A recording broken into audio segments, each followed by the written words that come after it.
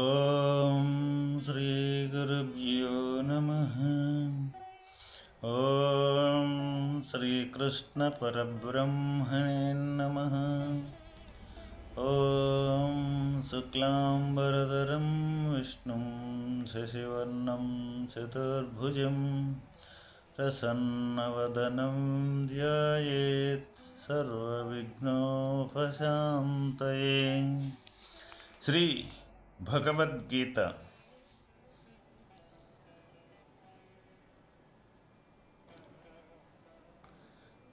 కర్మయోగమందలి గొప్ప రహస్యమును భగవానుడి ప్రకరముగా గీతయందు ప్రస్ఫుటమనర్చిరి.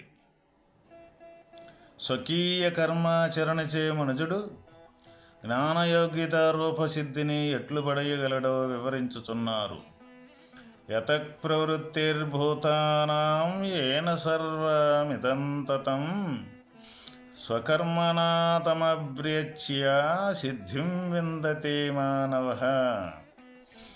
ఎవరి వలన ప్రాణులకు ఉత్పత్తి మొదలగు ప్రవర్తనము ప్రవృత్తి కలుగుచున్నదో, ఎవరి చేత ఈ సమస్త ప్రపంచము వ్యాపింపబడి ఉన్నదో, వారిని అట్టి పరమాత్మను మనుజుడు స్వకీయ కర్మముచే ఆరాధించి జ్ఞానయోగిత రూపసిద్ధిని పొందుచున్నాడు.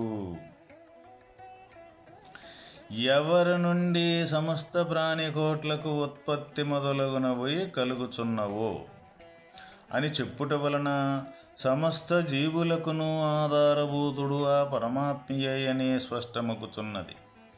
జడమైన వస్తువు చైతన్యము యొక్క సహాయము లేనిదే ఏమీయూ చేయజాలదు.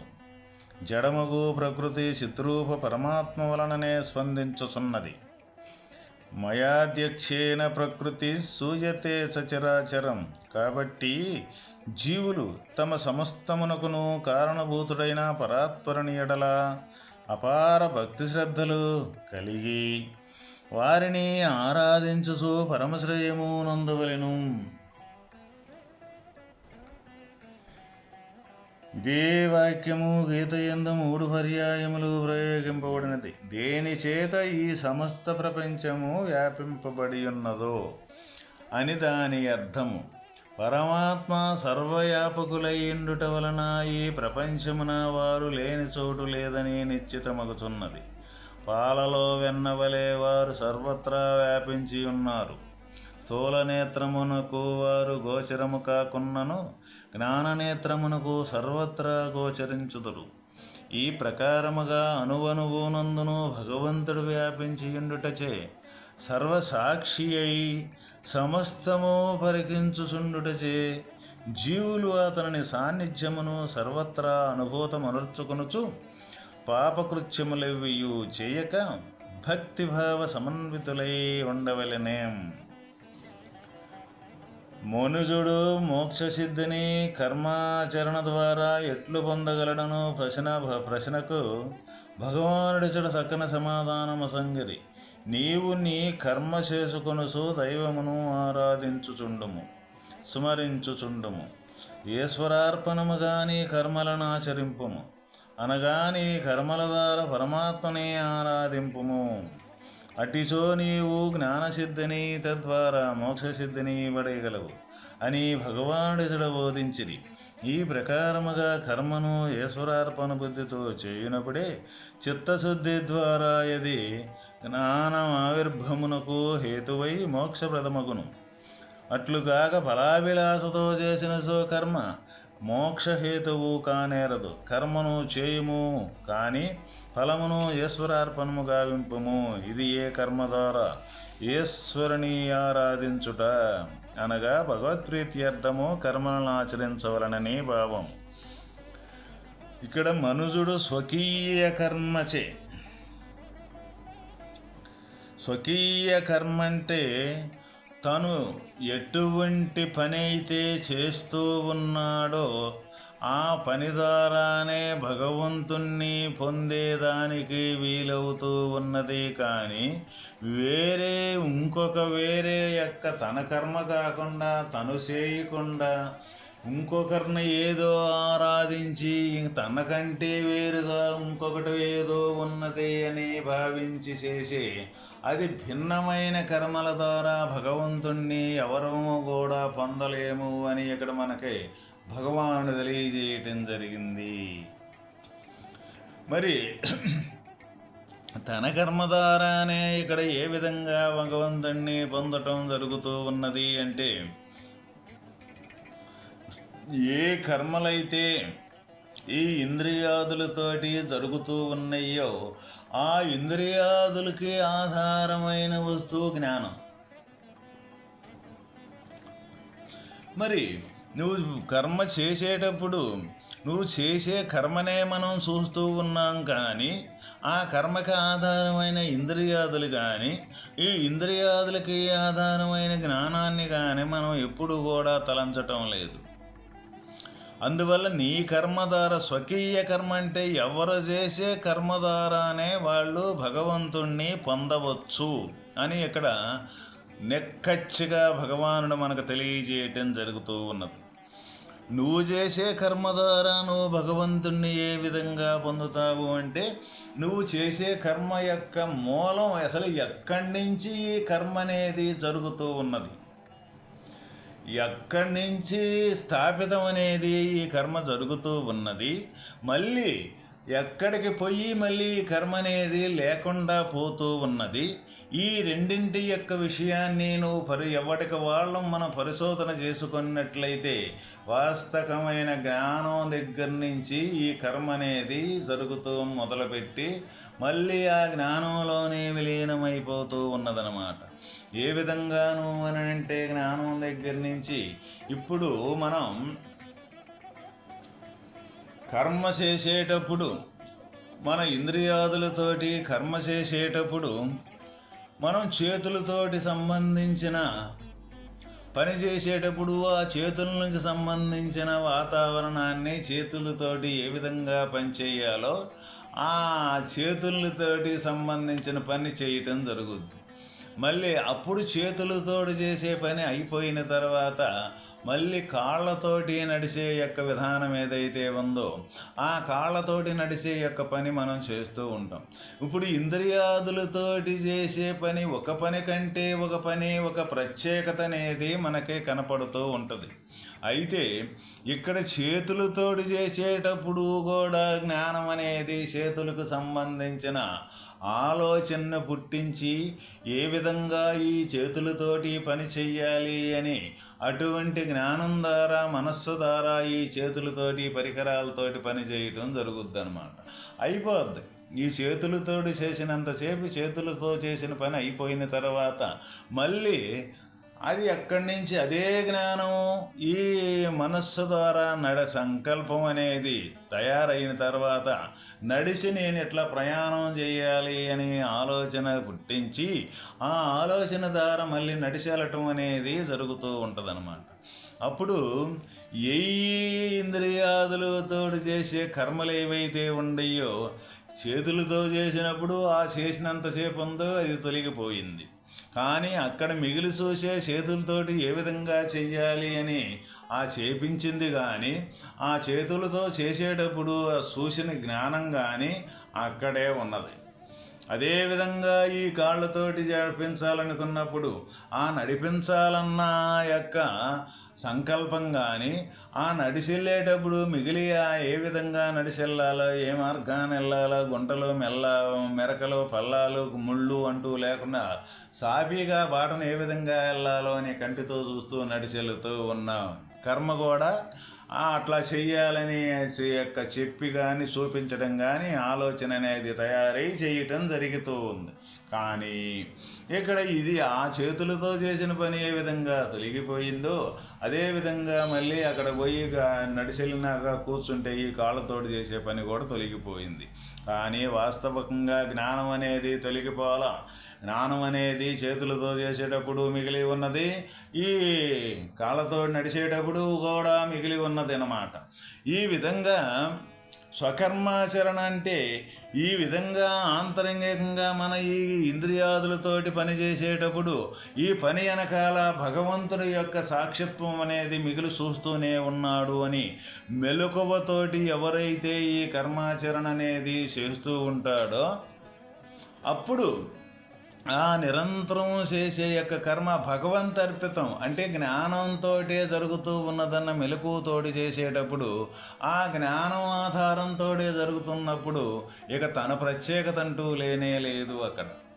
అంటే అప్పుడు ఆ కర్మలోనే భగవంతుణ్ణి నిర్మించుకోవడం కాదు, భగవంతుని ద్వారే జరుగుతూ ఉన్నది అన్న మెలకువ ఏదైతే ఉన్నదో ఆ మెలకువతోటి ఎవరైతే చేయగలుగుతున్నారో తప్పనిసరిగా దాన్నే ఇక్కడ స్వకర్మాచరణ అంటాం. ఎందుకు జరుగుతున్నది అదే కాబట్టి.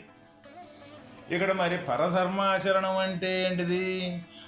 ఏదైతే జ్ఞానం యొక్క ఆధారంతో జరిగే కర్మనే మరిచిపోయి నేను శరీరంతో ఇంద్రియాదులతో చేస్తూ ఉన్నాను అని అనుకొని చేసేది ఏదైతే ఉన్నదో అది పరధర్మం యొక్క కర్మ. అంటే నేను ఈ శరీరంలో నేను అనుకునేది జ్ఞానం యొక్క స్వరూపమే తప్ప ఇంకో వస్తువు కానే కాదు. ఈ శరీరం అనేది జడ పదార్థాలు. ఎందుకు జడ పదార్థాలు అంటున్నామంటే ఒక పని చేసేటప్పుడు ఒక జడ పదార్థం కదులుద్ది, పని చేస్తుంది. ఇంకొక పని చేసేటప్పుడు ఇంకొక జడ పదార్థం ఇంకొక ఇంద్రియం కదులుద్ది, పని చేస్తుంది. అందువల్ల ఈ జ్ఞానం వచ్చి కదిలిస్తేనే ఈ చేతి కానీ లేకపోతే ఈ చెయ్యో, వీటికి స్వశక్తి లేదు. అందువల్ల స్వశక్తి లేదు కాబట్టి ఈ జడ పదార్థాలు అయినాయి. అయితే చేతనా స్వరూపమైన ఏ జ్ఞానం అయితే ఉన్నదో ఆ జ్ఞానం యొక్క ఆధారంతో ఇవన్నీ కూడా కదలటం మెదలటం జరుగుతూ ఉన్నది. కాబట్టి అందువల్ల జ్ఞానం యొక్క ఆధారంతో జరుగుతుంది కాబట్టి ఆ జ్ఞానమే నేను అని అనుకొని జ్ఞానం కాణించే సమస్త కర్మలు ఎవరైతే చేయగలుగుతున్నారో వాళ్ళు ఇక్కడ స్వకీయ కర్మ చేసిన వాళ్ళు అవుతారు. లేకపోతే పరధర్మానుకూలంగా పరధర్మంతో కూడుకున్న కర్మలు అవుతూ ఉంటాయి అన్నమాట. పరధర్మం అనేది భయంకరమైనది. ఏ విధంగాను అంటే ఆ పరధర్మం అంటే లేకనే ఉండట్టు కల్పింపబడే శరీర భావన ఏదైతే ఉన్నదో అది పరధర్మం. ఆ శరీర భావంతో చేసేది లేకనే ఉండట్టు చేసేదే నిజము అనుకుంటూ ఉన్నాం కాబట్టి అది జన్మ పరంపరలో మనల్ని వెంట పెట్టుకొని పుట్టడం, పెరగడం, సావటం అనే జన్మ పరంపరలో వెంట పెట్టుకొని రావడం జరుగుతూ ఉన్నది. ఇదే స్వకీయ కర్మ అయితే ఏదైతే ఉందో జ్ఞానమే తానయ్యి జ్ఞానం ఆధారంతో చేసే ప్రతి ఒక్క కర్మ కూడా ఏ విధంగా జరిగిపోతూ ఉన్నదంటే జ్ఞానాగ్ని దగ్ధ కర్మానం అని ప్రతి కర్మ కూడా జ్ఞానం అనే అగ్నిలో భస్మీభూతం అయిపోయి అక్కడ మిగిలేది నిరాకారం యొక్క పరమాత్మ స్వరూపంగానే మిగిలిపోవటం జరుగుతూ ఉన్నది. ఇదేనా వాస్తవికంగా ఈ స్వకీయ కర్మ ఏం చేస్తుంది? పరమాత్మ సన్నిధికి చేరుస్తూ ఉన్నది. ఈ పరధర్మం యొక్క కర్మ ఏం చేస్తూ ఉన్నది? జన్మ పరంపరల్ని పుట్టుకొని వస్తూ ఉన్నదన్నమాట. మనం మనుషులు ప్రతి ఒక్కరం కూడా 199 మంది ఇటు ఈ స్వకీయ కర్మాచరణ అంటూ చేయకుండా ఈ పరధర్మంతో కూడుకున్న శరీరమే నేను అనుకున్న ఆచరణతోటే సమస్త కర్మలో ప్రతి ఒక్కరము కూడా చేయటం జరుగుతూ ఉన్నది. అందువల్ల ఇక్కడ భగవానుడు మనకి హెచ్చరించుతున్నాడు. ఏ మనుజుడు అయితే స్వకీయ కర్మాచరణతోటి తన కర్మను చేయుచున్నాడో వాళ్ళు నా దగ్గరకే చేరుకుంటారు అని చెబుతూ ఉన్నారన్నమాట.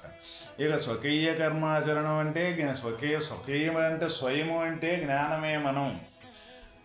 శరీరం అనేది జడం, ఇంద్రియాదులనేది జడం, చివరికి మనస్సు కూడా జడస్వరూపమే. అందువల్ల చైతన్య స్వరూపమైన జ్ఞానమే మనం అని ఆ జ్ఞాన రూపమే మనం అయ్యి జ్ఞానంగానే ఉండి కర్మలు చేయటమే ఇక్కడ స్వకీయ కర్మ అంటే. అటువంటి స్వకీయ కర్మాచరణ ద్వారా భగవంతుని దగ్గరికి చేరుకోవచ్చు, చేరాలి అని భగవానుడు ఇక్కడ మనకు తెలియజేయటం జరిగింది. కర్మచే మోక్షము లభించునాయని కొందరు ప్రశ్నించుదురు. లభించును, కానీ దానిని చేయవలసిన పద్ధతిలో చేసిననే లభించును అని తెలియవలెను. ఆ పద్ధతి ఏది అనినా ఆ కర్మచే భగవంతుని అర్చించవలెను. అనగా కర్మను ఆచరించి తత్ఫలితమును భగవంతుని కర్పించవలెను. ఇక్కడ కర్మచే మోక్షం అనేది లభించునా అని చాలామందికి అనుమానం రావచ్చు. అయితే వచ్చుద్ది, ఇక్కడ తప్పనిసరిగా మోక్షం అనేది లభించుద్ది అని భగవానుడు తెలియజేస్తున్నారు. ఏ విధంగా కర్మని ఏ విధంగా చేయాలో ఆ పద్ధతి ప్రకారంగానే కర్మ చేసినట్లయితే తప్పనిసరిగా మోక్షం అనేది కలుగుద్ది అని మనకు చేయటం జరిగింది. అది ఏ పద్ధతి? కర్మాచరణ భగవంతుని యొక్క అర్పితము అంటే ఏ ఆత్మ యొక్క స్వరూపం నుంచి కర్మల మొత్తం జరుగుతూ ఉన్నాయో ఆ ఆత్మ యొక్క స్వరూపంతో ఈ కర్మను మొత్తం జరిపినట్లయితే తప్పనిసరిగా తన ఆత్మస్వరూపమే అయ్యుంటాడు. కాబట్టి ఆ ఆత్మ యొక్క స్వరూపంతో సమస్తం మొత్తం జరిగేటప్పుడు ఇక మోక్షం అనేది కరతలమలకమవుద్దనమాట. ఎందుకు? అక్కడ కనీసం ఆత్మకి జ్ఞానానికి ఏది కూడా బంధం అనేది తగులుకునేదానికి ఆస్కారమే లేదు. ఎందుకు? నిరాకారానికి ఏ బంధం అనేది తగులుకుంటుంది? ఆకారం నేనన్నప్పుడు ఆకారంతో కూడుకొని చేసే కర్మలకైతే బంధం అనేది తగులుకుంటుంది. కానీ ఆకారం లేని నిరాకారంగా ఉండే జ్ఞానానికి ఏ బంధము తగులుకునేది అంటూ ఉండనే ఉండదు. ఎందుకు అంటే చేసేది తానే, చేయబడేది తానే, చేసే మధ్య కదిలేది తానే. సముద్రంలో అలలేసింది తానే, అలకు మెలికి తిరిగింది తానే, ఎత్తుగా పొర్లి తీరుగా పొర్లింది అలే. ఆ నీరే పైకి లేచింది, ఆ నీరే అలగా మారింది. అది ఎత్తుగానో తక్కువగానో కనపడింది. ఆ నీటిలో కనెక్షన్ వదలకుండానే మళ్ళీ ఆ నీటిల్లోనే అణిగిపోయింది. అదేవిధంగా మనం చేసే యొక్క కర్మ తను జ్ఞానరూపకంగా మారి జ్ఞానంతో కానీ ఏ కర్మ అయినా ఏదైనా కానీ మనం చెయ్యగలిగితే జ్ఞానాన్ని వదలకుండా, జ్ఞానాన్ని మరుపు చెందకుండా శరీరం నేను అనుకున్న దాన్ని సంపూర్తిగా వదిలి జ్ఞానంగా మారి కర్మలు కానీ చేసినట్లయితే తప్పనిసరిగా మోక్షం అనేది తప్పనిసరిగా లభించి తీరుద్ది. లేకపోతే వేరే మార్గం అనేది లేనే లేదు. అందువల్లే కర్మ అనేది మోక్షాన్ని ఇచ్చుద్దా అని చాలామంది అపోహలకు ఇక్కడ మనకు భగవానుడు కనీసం తెలియజేయటం జరిగింది. అందువల్ల ఫలాపేక్ష లేకుండా, కర్మ మీద కనీసం ఆసక్తి లేకుండా ఎవరైతే అటువంటి భగవంతుని యొక్క భగవంతునికే ఆధారంతో కర్మ చేస్తూ ఆ భగవంతునికే అర్పితం చేస్తూ కానీ కర్మ చేసినట్లయితే తప్పనిసరిగా మోక్షం అనేది దొరుకుద్ది. నిష్కామముగా భగవదర్పితముగా కర్మాచరణ చేయవలనని భావము. అత్తరి కర్మయందలి దోషము తొలగిపోయి చిత్తశుద్ధి ద్వారా అది మోక్ష సాధనముగా పరిణమించును. ఇది ఏ కర్మ మార్గమందు గల కీలకము. ఏ కర్మ వాసనలో అయితే ఉందో, కర్మలో దోషం ఏదైతే ఉందో అది భగవదర్పితముగా కర్మ కానీ మనం చేయగలిగినట్లయితే అటువంటి దోషం అనేది తొలగిపోయి ఈ చిత్తములో, మనస్సులో, చిత్తంలో శుద్ధత్వం అనేది తయారయ్యి అది మోక్ష సాధనముగా మారిపోవటం జరుగుతుందన్నమాట. ఇక్కడ ఒకే కత్తి అది మన కూరగాయలు దొరుకుంటానికి పనికి వచ్చుద్ది, లేక మనం ఏదైనా ఇంకొక ప్రమాదంగా కాలు తెగుతానికి కూడా ఉపయోగపడుద్ది. కత్తిలో తేడా లేదు, ఆ కత్తిని ఉపయోగపెట్టుకునే దాంట్లో తేడా ఉందన్నమాట. అదేవిధంగా ఇక్కడ కర్మలో తేడా లేదు, కర్మలో ఎలాంటి దోషము లేదు, ఎలాంటి తేడా లేదు. ఆ కర్మని చేసే విధానాన్ని అనుసరించి ఇక్కడ మనకి దోషం అనేది కర్మ చేసిన దాని వల్ల తగులుకునే దోషం అనేది లేకుండా తొలగిపోతుంది. అది ఏ తీరుగా? ఎటువంటి కర్మ అయినా సరే భగవదర్పితముగా భగవంతుని యొక్క ఆధారంతో కర్మ జరుగుతుంది, భగవంతుల్లోనే విలీనమైపోతుందని భావంతో భగవంతుణ్ణి దర్శించి భగవంతుని స్వరూపంగా కర్మ చేసినట్లయితే తప్పనిసరిగా మోక్షానికి దారితీసి మోక్షమే కలుగునని ఇక్కడ భగవానుడు మనకు తెలియజేయటం జరిగింది. ఓం తత్సత్.